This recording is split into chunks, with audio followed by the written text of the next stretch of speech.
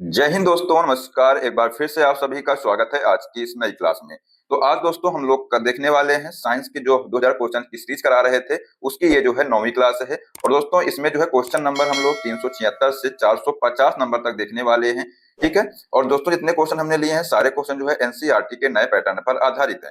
तो आइए दोस्तों, आप लोग किसी भी एग्जाम की तैयारी कर रहे हो, चाहे एसएससी का हो, रेलवे का हो, कोई भी एग्जाम हो, सभी एग्जाम के लिए क्लास बेहद ही महत्वपूर्ण होने वाली है। इसलिए जो है आप लोग क्लास में लास्ट तक बने रहिएगा। तो आइए क्लास को शुरू करते हैं। पहला दोस्तों यहाँ पर क्वेश्चन है आज की क्लास का, यानी कि क्वेश्चन नंबर 376 है। मछलियां जमे पानी की झील में जीवित रह सकती हैं क्योंकि? बताइए क्या होगा इसका आंसर। तो इसका आंसर हो जाएगा कि झील की तली का जो पानी है ये जमता नहीं है, इसलिए जो मछलियां हैं ये पानी की झील में जीवित रह सकती हैं। तो इसका आंसर हो जाएगा ऑप्शन नंबर सी। बात करें फैक्ट की, तो पानी का जो घनत्व है ये 4 डिग्री सेल्सियस पर सबसे अधिक होता है, जिससे झील की जो ऊपरी सतह है ये जमने के बाद भी नीचे का जो पानी है ये द्रव अवस्था में बना रहता है। ठीक है। नेक्स्ट क्वेश्चन है, सूक्ष्म जीवाणुओं युक्त पदार्थ का शीतीकरण एक प्रक्रिया है जिसका कार्य है। इसका आंसर हो जाएगा, इसका जो कार्य है जीवाणुओं के जीव द्रव्य का संकुचन करना इसका कार्य है। इसका आंसर हो जाएगा ऑप्शन नंबर डी। बात करें फैक्ट की, तो कम तापमान पर एंजाइम की जो गतिविधियां हैं ये धीमी हो जाती हैं, जिससे बैक्टीरिया निष्क्रिय हो जाते हैं। ठीक है। अगला क्वेश्चन है, निम्नलिखित में से किसने यह मूल अवधारणा प्रस्तुत की थी कि सभी जीव कोशिकाओं से बने हुए हैं? तो यहाँ पर आंसर हो जाएगा ये जो एमजे स्लाइडेन और टी स्वान।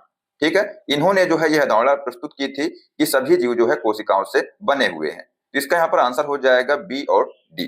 ठीक है, स्लाइडेन एवं स्वान ने।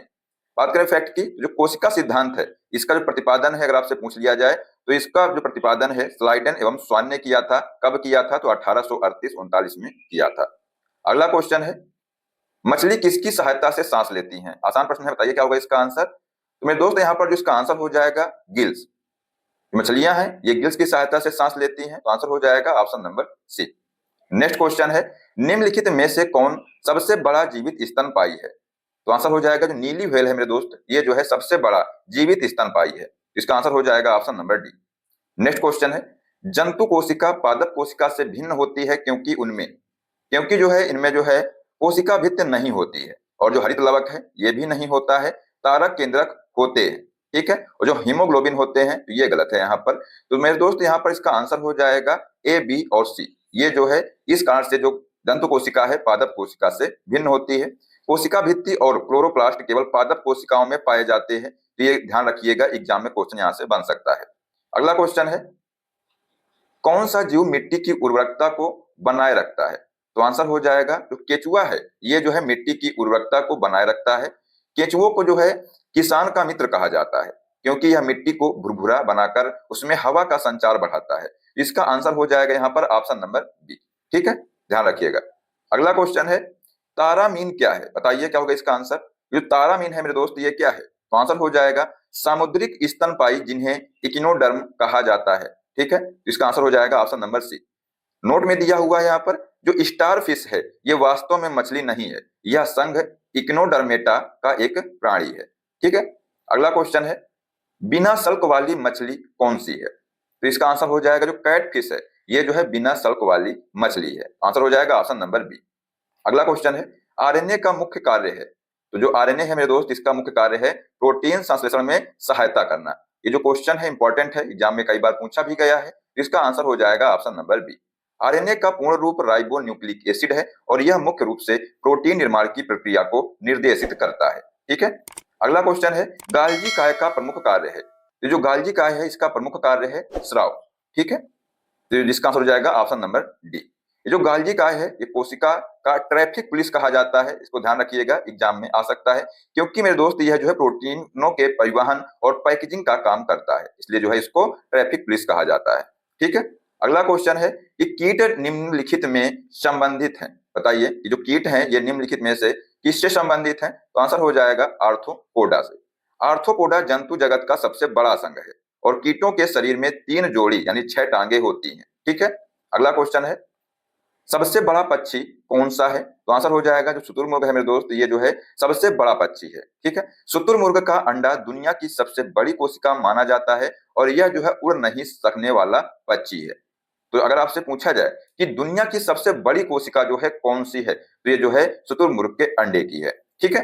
चलिए नेक्स्ट क्वेश्चन पूछा गया है, तंत्रिका तंतु किसकी रोधी ट्यूब द्वारा परिबद्ध होते हैं? तो आंसर हो जाएगा माइलिन। ठीक है, तो यहाँ पर इसका आंसर हो जाएगा ऑप्शन नंबर सी। ये जो माइलिन है ये शीर्ष तंत्रिका संकेतों की गति को तेज करने में मदद करती है। ठीक है, नेक्स्ट क्वेश्चन की बात की गई है, पूछा गया है मेरे दोस्त कि ओलिव रिडले कछुआ का निडन स्थल निम्नलिखित में कौन सा है? तो इसका आंसर हो जाएगा गहिर मठ जो है, ये जो है ओलिव रिडले कछुआ का निडन स्थल है। ठीक है, तो आंसर हो जाएगा ऑप्शन नंबर डी। बात करें फैक्ट की, तो उड़ीसा का जो गहिर मथा समुद्री अभयारण्य है ये दुनिया में ओलिव रिडले कछुओं का सबसे बड़ा प्रजनन स्थल है। ध्यान रखिएगा, अगर आपसे पूछ लिया जाए कि जो अभयारण्य है कहां पर है, तो उड़ीसा में है। ठीक है, नेक्स्ट क्वेश्चन है, निम्नलिखित में से किस जंतु की सबसे लंबी जीवन अवधि होती है? तो आंसर हो जाएगा जो कछुआ है मेरे दोस्त, इसकी जो है सबसे लंबी जीवन अवधि होती है। कुछ कछुओं की प्रजातियां 150 से 200 वर्षों से भी अधिक समय तक जीवित रह सकती हैं। ठीक है, नेक्स्ट क्वेश्चन है, आनुवंशिकता को नियंत्रित करने वाले कारकों के लिए जीन शब्द किसने दिया था? तो इसका आंसर हो जाएगा डब्ल्यू जोहानसन ने जो है ये जीन शब्द दिया था। मेंडल को जो है आनुवंशिकी का पिता कहा जाता है, क्वेश्चन कई बार एग्जाम में पूछा गया है, लेकिन जो जीन शब्द है इसको जो है विल्हेम जोहानसन ने 1909 में दिया था। ठीक है, अगला क्वेश्चन है कि निम्नलिखित में से कौन एक परजीवी नहीं है? तो यहाँ पर जो घरेलू मक्खी है ये जो है परजीवी नहीं है, बाकी जो पीसू है, मच्छर है, ये जो है परजीवी है। बात करें फैक्ट की, तो घरेलू मक्खी रोगों की वाहक है, लेकिन वह मनुष्य के शरीर से पोषण लेने वाली परजीवी नहीं है। ठीक है, ध्यान रखिएगा इसको। अगला क्वेश्चन है कि निम्न में कौन सा जीवाणु नहीं है? तो यहाँ पर मेरे दोस्त जो कोकाई है, बेसिलस है, जो स्पिरिलम है, ये जो है जीवाणु है, और यहाँ पर जो निर्वात है ये जीवाणु नहीं है। जीवाणुओं को उनके आकार के आधार पर वर्गीकृत किया जाता है, कोकस यानी गोल, बेसिलस यानी छड़नुमा, और स्पाइरिलम मतलब सर्पिल। ठीक है, तो इतने आधार पर जो है इनको वर्गीकृत किया गया है।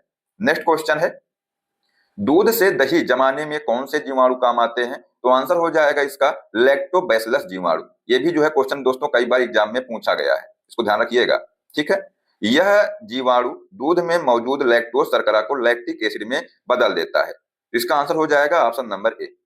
नेक्स्ट क्वेश्चन है कि इनमें से कौन उड़ सकता है? बताइए क्या होगा इसका आंसर, कि इनमें से जो है कौन उड़ सकता है? तो आंसर हो जाएगा हार्नबिल जो है ये उड़ सकता है।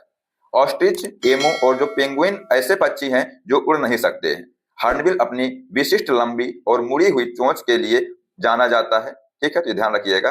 अगला क्वेश्चन है कि कोशिका में कोशिका द्रव को घेरने वाली झिल्ली कहलाती है, तो ये जो है प्लाज्मा मेम्ब्रेन कहलाती है। ठीक है, कोशिका झिल्ली अर्ध पारगम्य होती है, जो चुनिंदा पदार्थों को ही अंदर बाहर आने देती है। ठीक है, तो इसका आंसर हो जाएगा option number B.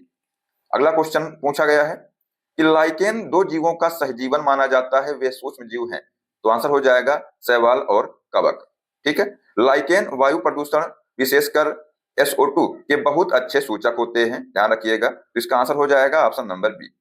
Next question है, पूछा गया है कि निम्नलिखित में से कौन चूर्ण प्रवार यानी कि मोलस्का संघ से संबंधित नहीं है? तो यहाँ पर जो घोंघा है, काइटन है और जो ऑक्टोपस है ये जो है मोलस्का संघ से संबंधित है। बाकी यहाँ पर मेरे दोस्त जो एंटीडोन है ये जो है मोलस्का संघ से संबंधित नहीं है। ठीक है, अगला क्वेश्चन है कि निम्नलिखित में से कौन सा शरीर कोशिकाओं की दो परतों से बना होता है? तो आंसर हो जाएगा जो हाइड्रा है ये जो है दो परतों से बना होता है। तो आंसर हो जाएगा option number C. Next question है कि न्यूरॉन इकाई है, बताइए क्या हो जाएगा इसका आंसर। जो न्यूरॉन है ये इकाई है मेरे दोस्त, ये जो है तंत्रिका ऊतक की जो है इकाई है। ठीक है, आंसर हो जाएगा ऑप्शन नंबर डी। न्यूरॉन मानव शरीर की सबसे लंबी कोशिका होती है। हमने आपको बताया था कि जो सबसे बड़ी कोशिका है ये शुतुरमुर्ग के अंडे की होती है, लेकिन अगर आपसे पूछा जाए कि सबसे लंबी कोशिका किसकी होती है, तो ये जो है न्यूरॉन की होती है। ठीक है, यानी कि तंत्रिका ऊतक, तंत्रिका जो कोशिका है ये सबसे लंबी कोशिका होती है। ठीक है, चलिए अगला क्वेश्चन है कि डैश जानवरों का सबसे बड़ा समूह है? तो यहाँ पर जो आर्थ्रोपोडा है ये जो है जानवरों का सबसे बड़ा समूह है। ठीक है, आंसर हो जाएगा ऑप्शन नंबर बी। अगला क्वेश्चन है कि मां के शरीर के अंदर बच्चे के विकास में मनुष्यों के मामले में लगभग डैश महीने लगते हैं?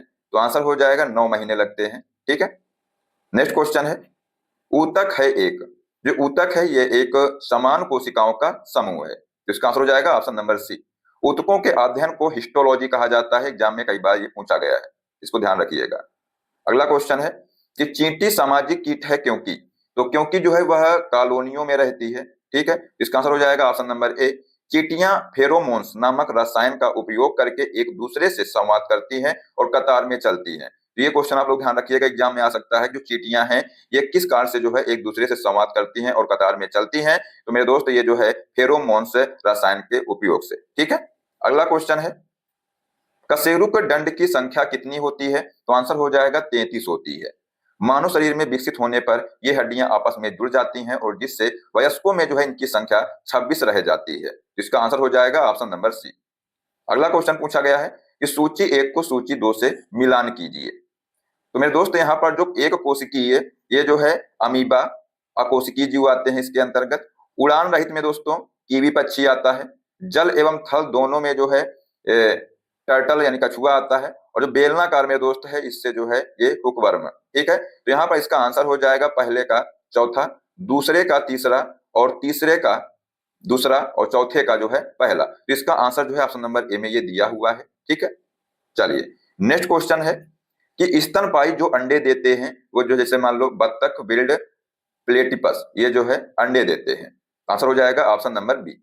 प्लेटिपस और एकिडना दुनिया के एकमात्र ऐसे स्तनधारी हैं जो बच्चे पैदा करने के बजाय अंडे देते हैं। ठीक है, इसको ध्यान रखिएगा, एग्जाम में क्वेश्चन बन सकता है। ठीक है, इसको नोट कर लीजिएगा। अगला क्वेश्चन है कि विकास की प्रक्रिया में मनुष्य का सबसे निकटतम प्राणी निम्न में कौन है? तो आंसर हो जाएगा बंदर। चिंपैंजी का जो डीएनए है ये इंसानों से लगभग 98.8% मेल खाता है, जो उन्हें हमारा सबसे करीबी जैविक रिश्तेदार बनाता है। तो आंसर हो जाएगा option number D. Next question है कि निम्न में किस प्राणी की आंखें एक दूसरे से स्वतंत्र रहकर एक साथ दो दिशाओं में देख सकती हैं? तो आंसर हो जाएगा गिरगिट की आंखें। ठीक है, ध्यान रखिएगा इसको। गिरगिट की जो आंखें हैं ये 360 डिग्री का विजन प्रदान करती हैं, जिससे वह एक ही समय में दो अलग अलग वस्तुओं पर ध्यान केंद्रित कर सकता है। तो इसका आंसर हो जाएगा option number C. Next question है मधुमक्खी और टिंडा किस वर्ग से संबंधित है? तो इसका आंसर हो जाएगा कीटाणु वर्ग से जो है ये संबंधित है। ठीक है, ध्यान रखिएगा इसको। कीटों के पैर हमेशा जोड़ों में होते हैं, कुल 6 पैर, और इनका जो शरीर है सिर, वक्ष और पेट में विभाजित होता है। ठीक है, चलिए अगला क्वेश्चन है डैश का शरीर कोशिका की 2 परतों से बना होता है। तो यहाँ पर जो सिलेंट्रेट है इसका शरीर है ये कोशिका की 2 परतों से बना होता है। तो आंसर हो जाएगा ऑप्शन नंबर सी। अगला क्वेश्चन है जीवों की वह घटना क्या है जिसमें मादा जनन कोशिका गर्भाधान के बिना नया जीव बनाने के लिए विकसित होती है? तो आंसर हो जाएगा पार्थेनोनेसिस। ठीक है, तो यहाँ पर ऑप्शन नंबर बी है इसका राइट आंसर हो जाएगा, इसको आप लोग ध्यान रखिएगा। अगला क्वेश्चन है डायनासोर कशेरुकों के किस वर्ग में आते हैं? तो ये जो है सरीसृप वर्ग में आते हैं। तो आंसर हो जाएगा option number C. Dinosaur Mesozoic युग के दौरान पृथ्वी पर हावी थे। नेक्स्ट क्वेश्चन है 1831 में एक कोशिका में केंद्रक की खोज किसने की थी? दोस्तों क्वेश्चन जो है कई बार एग्जाम में पूछा गया है और आगे भी जो है एग्जाम में आ सकता है, इसको आप लोग ध्यान रखिएगा। इसका आंसर हो जाएगा जो रॉबर्ट ब्राउन है, इन्होंने जो है 1821 में एक कोशिका में केंद्रक की खोज की थी। बात करें फैक्ट की तो कोशिका की खोज रॉबर्ट हुक ने की थी। ठीक है, ध्यान रखिएगा इसको। लेकिन जो जीवित कोशिका के भीतर जो केंद्रक है इसकी खोज रॉबर्ट ब्राउन ने की थी। अगर आपसे पूछा जाए जो कोशिका है इसकी खोज कब की गई थी तो 1665 में जो है इसकी खोज रॉबर्ट हुक ने की थी। ये भी आप लोग ध्यान रखिएगा। चलिए अगला क्वेश्चन है डैश जंतुओं का सबसे बड़ा समूह है? तो ये जो है आंसर हो जाएगा आर्थ्रोपोडा जो है जंतुओं का सबसे बड़ा समूह है। नेक्स्ट क्वेश्चन है कि नाभिक के अलावा डीएनए किस कोशिकांग में भी पाया जाता है? तो ये जो है माइटोकॉन्ड्रिया में पाया जाता है। माइटोकॉन्ड्रिया को कोशिका का पावर हाउस कहा जाता है क्योंकि यह एटीपी के रूप में ऊर्जा उत्पन्न करता है। ठीक है, ध्यान रखिएगा इसको। आंसर हो जाएगा यहाँ पर option number A. Next question पूछा गया है क्वेश्चन नंबर 418 है कि वैज्ञानिक वर्गीकरण में वर्गीकरण की जो मूल इकाई है ये क्या है? तो आंसर हो जाएगा जाति जो है ये जो है मूल इकाई है। कार्ल लिनियस को आधुनिकी वर्गीकरण का पिता कहा जाता है। ये जो है एग्जाम में क्वेश्चन पूछा गया है, ध्यान रखिएगा इसको। अगर आपसे पूछा जाए जो आधुनिक वर्गीकरण का पिता है किसे कहा जाता है तो कार्ल लिनियस को कहा जाता है। अगला क्वेश्चन है कि जीवन की उत्पत्ति के बारे में ओपेरिन का सिद्धांत किससे संबंधित है? तो आंसर हो जाएगा जो रासायनिक विकास है इससे जो है ओपेरिन का सिद्धांत संबंधित है। तो ऑप्शन नंबर जो ए है राइट आंसर हो जाएगा। अगला क्वेश्चन है कि अमीबा उदाहरण है। जो अमीबा है मेरे दोस्त ये जो है एक कोशिकीय जीव का उदाहरण है। अमीबा अपने स्यूडोपोडिया या कूटपाद की मदद से चलता है और भोजन पकड़ता है। ये जो है दोस्तों ग्रुप डी के एग्जाम में क्वेश्चन पूछा गया था। ठीक है, इसको ध्यान रखिएगा। आंसर हो जाएगा ऑप्शन नंबर डी यहाँ पर। अगला क्वेश्चन है कि चींटी के कितने पैर होते हैं? तो आंसर हो जाएगा 8 पैर होते हैं चींटी के, ठीक है। और जो चींटियां हैं ये कीट वर्ग में आती हैं, ये भी आप लोग ध्यान रखिएगा। नेक्स्ट क्वेश्चन पूछा गया है कि निम्नलिखित में से कौन शीत रक्त जानवर है। तो यहाँ पर जो छिपकली है ये जो है शीत रक्त जानवर है, यानी कि कोल्ड ब्लड जानवर है ये, ठीक है। बात करें फैक्ट की, तो सरीसृप जैसे छिपकली, उभयचर और मछलियां सभी शीत रक्त वाले प्राणी हैं जिनका शरीर का तापमान वातावरण के अनुसार बदलता रहता है। नेक्स्ट क्वेश्चन है कि एक कोशिका के जीवन काल में डीएनए नाभिक कितनी बार विभाजित हो सकता है। तो आंसर हो जाएगा यह प्रजाति एवं वातावरण पर निर्भर करता है, ठीक है। तो आंसर हो जाएगा यहाँ पर option number D. Next question है गुणसूत्र किससे बने होते हैं। तो ये जो है डीएनए और प्रोटीन से बने होते हैं, और जो गुणसूत्र है ये मुख्य रूप से डीएनए और हिस्टोन नामक प्रोटीन से बने होते हैं, तो ये भी आप लोग ध्यान रखिएगा। अगला क्वेश्चन है कि एक पीढ़ी से दूसरी पीढ़ी में अनुवांशिक सूचना का स्थानांतरण पूरा किया जाता है, ये जो है डीएनए द्वारा जो है पूरा किया जाता है। डीएनए इसका फुल फॉर्म होता है डीऑक्सी राइबो न्यूक्लिक एसिड, को जीवन का ब्लूप्रिंट कहा जाता है, तो ये आप लोग ध्यान रखिएगा। नेक्स्ट क्वेश्चन है कि दूध का दही जमना डैश की क्रिया के कारण होता है। तो ये जो है जीवाणु की क्रिया के कारण होता है। दूध को दही में बदलने वाले विशिष्ट जीवाणु का नाम लैक्टोबैसिलस है, और यह किण्वन की प्रक्रिया द्वारा दूध के लैक्टोज को लैक्टिक एसिड में बदल देता है, ठीक है, ध्यान रखिएगा इसको। नेक्स्ट क्वेश्चन है कि जीव विज्ञान के पिता के रूप में निम्न में से कौन जाना जाता है। तो आंसर हो जाएगा अरस्तु। अरस्तु को जो है जीव विज्ञान के पिता यानी कि फादर ऑफ बायोलॉजी के रूप में जाना जाता है। अरस्तु को जंतु विज्ञान या जो जूलॉजी है इसका जनक भी कहा जाता है, तो ये भी आप लोग ध्यान रखिएगा। नेक्स्ट क्वेश्चन है कि कीटों को अभिलक्षित किया जाता है। तो ये जो है संयुक्त पैरों के 3 युग्मों से जो है इनको अभिलक्षित किया जाता है। आंसर हो जाएगा ऑप्शन नंबर ए। संयुक्त पैर आर्थ्रोपोडा संघ की सबसे मुख्य पहचान है, ठीक है। नेक्स्ट क्वेश्चन है निम्नलिखित में से कौन सा सरीसृप नहीं है। तो यहाँ पर जो ऑक्टोपस है मेरे दोस्त, ये जो है सरीसृप नहीं है। सरीसृप ठंडे खून वाले जीव होते हैं जो रेंग कर चलते हैं, ठीक है। तो आंसर हो जाएगा यहाँ पर option number C. Next question है कि बिच्छू में श्वसन यानी सांस लेना जो है ये अंग क्या है। मतलब पूछा गया है यहाँ पर कि बिच्छू में श्वसन अंग कौन सा है। तो आंसर हो जाएगा बुक लंग्स, ठीक है, ध्यान रखिएगा इसको। ये जो बुक लंग्स है ये बिच्छू और मकड़ियों में पाए जाने वाले विशेष श्वसन अंग हैं, ठीक है। एग्जाम में क्वेश्चन ये बन सकता है। अगला क्वेश्चन है कि निम्न में से कौन सबसे विशालकाय जीवित स्तनपायी है।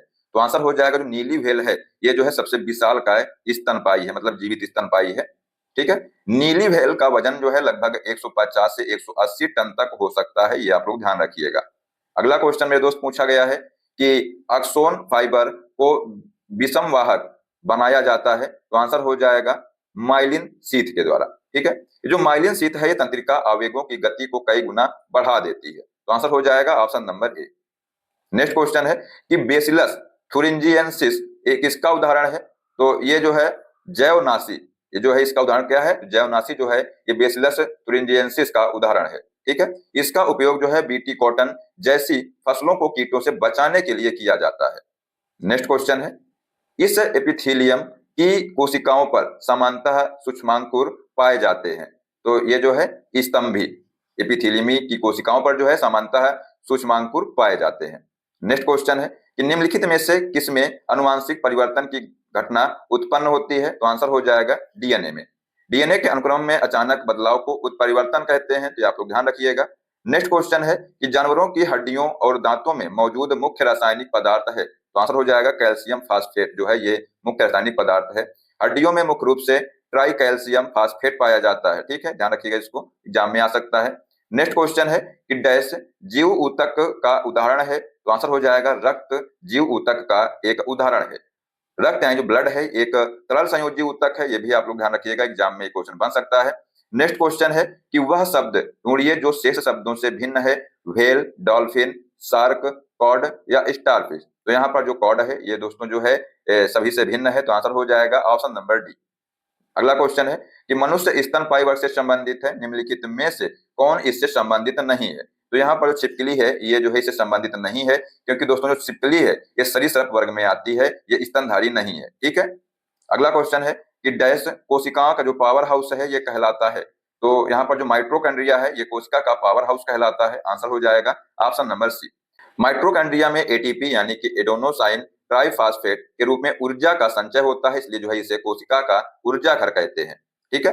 अगला क्वेश्चन है कि निम्नलिखित में से कौन मोनोसैकेराइड शर्करा का एक रूप नहीं है। तो यहाँ पर मेरे दोस्त इसका आंसर हो जाएगा जो माल्टोज है ये जो है मोनोसैकेराइड शर्करा का एक रूप नहीं है। ठीक है, तो इसका आंसर हो जाएगा ऑप्शन नंबर डी।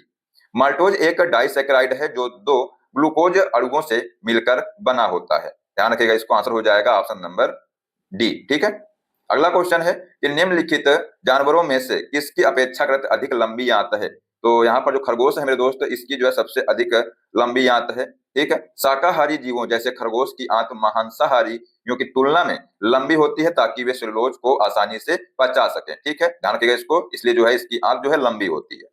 अगला क्वेश्चन है कि यौन प्रजनन में माता पिता का योगदान होता है, तो ये जो है अपने जीन का आधा हिस्सा। ठीक है, आंसर हो जाएगा option number A. Next question है कि बच्चों को किस बीमारी से बचाने हेतु साल्क वैक्सीन का प्रयोग किया जाता है। तो ये जो है पोलियोमाइलिटिस से बचाने के लिए जो है साल्क वैक्सीन का प्रयोग किया जाता है। जोनास साल्क ने 1955 में पहली निष्क्रिय पोलियो वैक्सीन विकसित की थी। ध्यान रखिएगा, एग्जाम में आ सकता है। इसके बाद जो है अल्बर्ट सॉबिन ने ओरल पोलियो वैक्सीन यानी ओपीवी बनाई थी। ठीक है, नेक्स्ट क्वेश्चन है कि टिटेनस बीमारी निम्नलिखित में किसके कारण होती है। तो आंसर हो जाएगा जीवाणु के कारण जो है टिटेनस बीमारी होती है। यह बीमारी क्लोस्ट्रीडियम टेटानी नामक जीवाणु से होती है जो शरीर में घाव के जरिए प्रवेश करता है, जिसे लॉकजा भी कहते हैं। ठीक है, अगला क्वेश्चन है कि निम्नलिखित में से कौन सी एक जल जनित बीमारी है। तो आंसर हो जाएगा यहाँ पर जो हैजा है मेरे दोस्त, ये जो है जल जनित बीमारी है। हैजा विब्रियो कोलेरी नामक बैक्टीरिया के कारण होता है और ये जो है दूषित पानी और भोजन से फैलता है। अगला क्वेश्चन है कि परंपरागत ढंग से जिलेटिन तैयार करने के लिए निम्नलिखित में किसका प्रयोग किया जाता है। तो आंसर हो जाएगा सूखी हड्डियों का प्रयोग किया जाता है। तो ऑप्शन नंबर जो ए है इसका राइट आंसर हो जाएगा। नेक्स्ट क्वेश्चन है ट्रिपल एंटीजन का टीका बच्चों को डिप्थीरिया तथा किन बीमारी की रोकथाम के लिए लगाया जाता है। तो ये जो है टिटेनस तथा काली खांसी की रोकथाम के लिए लगाया जाता है। इसे जो है डीपीटी टीका कहा जाता है। इसमें जो है डी डिप्थीरिया, पी पार्टुसिस काली खांसी और टी जो है टिटनेस के लिए सुरक्षा होती है। ठीक है, नेक्स्ट क्वेश्चन है मनुष्य के जीवन काल में कितने दांत दो बार विकसित होते हैं। तो आंसर हो जाएगा 20 दांत जो है ये दो बार विकसित होते हैं। बच्चों में पाए जाने वाले इन 20 दांतों को दूध के दांत या अस्थायी दांत कहा जाता है। ठीक है, नेक्स्ट क्वेश्चन है और ये दोस्तों आज क्लास का लास्ट क्वेश्चन है। पूछा गया है कि शरीर के भीतर रक्त किसकी उपस्थिति के कारण नहीं जमता है। इसका आंसर हो जाएगा हिपैरिन की उपस्थिति के कारण जो है रक्त जो है शरीर के भीतर नहीं जमता है। हिपैरिन एक प्राकृतिक एंटी कोआगुलेट यानी थक्का रोधी है, जबकि शरीर के बाहर रक्त जमाने के लिए फाइब्रिनोजेन आवश्यक होता है। ठीक है, ध्यान रखिएगा, शरीर के अंदर जो है हिपैरिन जो है आवश्यक होता है, जो शरीर के बाहर फाइब्रिनोजेन आवश्यक होता है। ठीक है, यह ध्यान रखिएगा, एग्जाम में क्वेश्चन बन सकता है। ठीक है, तो ये दोस्तों आज जो है हमने आपको 450 क्वेश्चन नंबर तक करा दिए हैं, इनको आप लोग अच्छे से याद कर लीजिएगा। अब आइए दोस्तों आपको क्वेश्चन देते हैं। क्वेश्चन है कि मछली किसकी सहायता से सांस लेती है। ऑप्शन है फेफड़े, त्वचा, गिल या पंख। इसका दोस्तों आंसर जो है बताइए कमेंट बॉक्स में क्या होगा। देखते हैं कितने बच्चे जो है इसका सही जवाब दे पाते हैं। आशा करते हैं कि आपको क्लास पसंद आई होगी और दोस्तों अगर आपको क्लास पसंद आई तो इसको लाइक कर दीजिएगा, अपने दोस्तों को शेयर कर दीजिएगा और अगर आप चैनल पर पहली बार हैं तो सब्सक्राइब कर लीजिएगा, जो बेल आइकन उसको प्रेस कर लीजिएगा, जिससे सभी क्लास का अपडेट आपको मिलता रहेगा। तो मिलते हैं नेक्स्ट क्लास में। जय हिंद, जय भारत, वंदे मातरम।